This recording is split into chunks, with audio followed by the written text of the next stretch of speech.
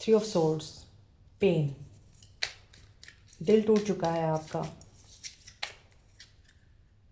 Magician, और आपने ये दिल खुद ही तोड़ा है, आपने खुद मैनिफेस्ट किया इस हर्ट को, इस पेन को। हाउ?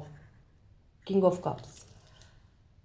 मे बी ये इंसान आपके लिए बहुत इमोशनल रहा है। इस इंसान ने आपको मोहब्बत भी दी है, केयर भी दी है। हो सकता है इस इंसान ने आपके लिए ट्रैवल भी किया आपसे मिलने के लिए, आपको समझाने के लिए कि you have to trust him, लेकिन आपने हो सकता है नेगेटिविटी में आकर इस इंसान पे ट्रस्ट नहीं किया। बजाय इसके कि आप खुद को हील करते, बजाय इसके कि आप किसी गाइड के पास चले जाते, आपने खुद ही इस इंसान के साथ सवाल जवाब शुरू कर दिए और एंड ये निकला कि इस इंसान ने आपका दिल दुखाया, आपका दिल तोड़ा और ये क्वाइट हो गया।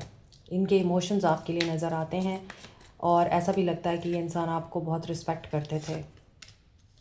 एज गैप हो सकता है, मे बी आप दोनों ही सेम एज को एक्सपीरियंस कर रहे हैं। कुछ लोग यहाँ अराउंड 50 हैं, लेकिन इस वक्त नो कांटेक्ट है और आपको लगता है कि ये अपनी फैमिली में खुश है। इसने आपको क्या समझा था, इसने आपको क्या जाना था, ये तो अपनी फैमिली के साथ इन्वॉल्व हो चुका है और इसके लिए इसके घर वाले, बहन भाई, बच्चे इम्पॉर्टेंट हैं। किंग ऑफ कप्स के साथ नाइट ऑफ कप्स आ चुका है एंड यू फील कि ये पर्सन वाकई आपसे मोहब्बत करता था। ये एक लोमड़ी की तरह बहुत चालाक इंसान था, आपको ये लगता है, लेकिन ऐसा नहीं था। इस पर्सन के अंदर आपके लिए इमोशंस थे, अभी भी हैं। और फैमिली चूँकि इस इंसान के लिए प्रायोरिटी है, फैमिली तो सबके लिए प्रायोरिटी होती है, तो आपको लगा कि ये आपको प्रायोरिटाइज़ नहीं कर रहे, ये आपको यूज़ कर रहे हैं। दे हैव एजेंडा या they have hidden motive and they are using you और they are not giving you respect जो आप डिज़र्व करते हैं, और इनको कोई प्यार मोहब्बत नहीं है। एंड एज एन ऑप्शन ये आपके साथ चल रहे हैं और आपको हमेशा वेट करने का कहते हैं। जब भी आप इनसे बात करते हैं तो ये पर्सन अपनी फैमिली के साथ होते हैं, तो फिर आप इनकी ज़िंदगी में क्यों हैं?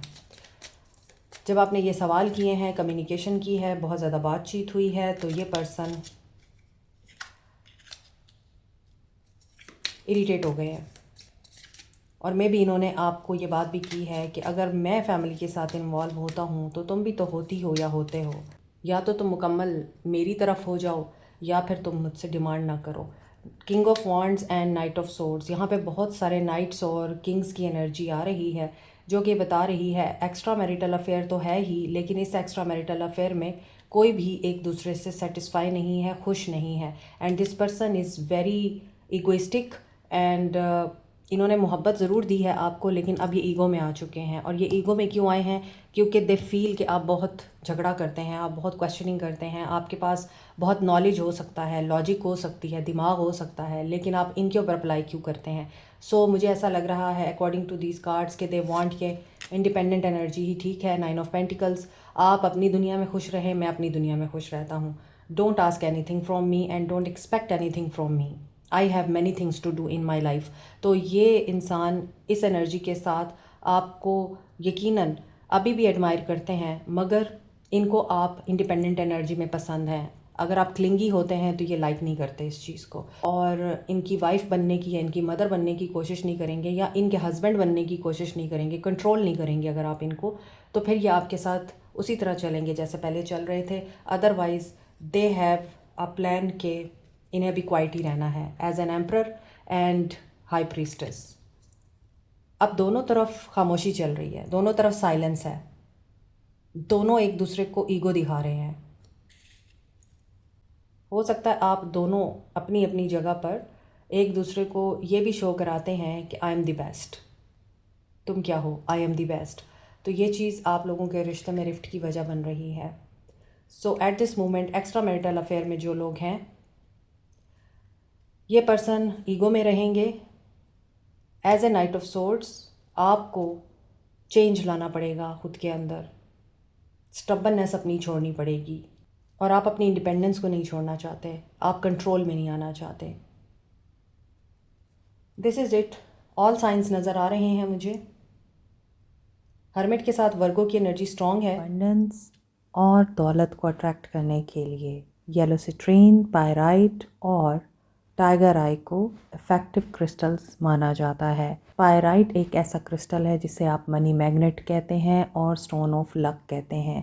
क्योंकि पायराइट आपकी तरफ फाइनेंशियल एंड बिजनेस अपॉर्चुनिटीज़ को अट्रैक्ट करता है, आपकी मेंटल ब्लॉकेजेस को रिमूव करता है, फाइनेंशियल सेटबैक से प्रोटेक्टेड रखता है और कॉन्फिडेंस बिल्टअप करता है। इसी तरह येलो सिट्रीन अच्छी इन्वेस्टमेंट को और गुड लक को अट्रैक्ट करता है, आपके इम्यून सिस्टम को बूस्ट करता है, नेगेटिविटी और एंजाइटी को रिमूव करता है। टाइगर आई आपको बूस्ट करता है, कॉन्फिडेंस देता है और बेहतर फाइनेंशियल डिसीजन लेने में आपकी हेल्प करता है। दौलत को तो अट्रैक्ट करता ही है। Keep it in mind, crystals are nothing. ये सिर्फ like a medicine, like a therapy आप लोगों को हेल्प आउट करते हैं, क्योंकि ये क्रिस्टल्स जिस कॉम्बिनेशन से बनते हैं वो कॉम्बिनेशन ऐसी एनर्जी या वेव्स एमिट करता है जिसकी वजह से आपकी तरफ अट्रैक्ट होती है अबंडेंस, प्रॉस्पेरिटी और गुड लक। डिटेल के लिए व्हाट्सएप करें।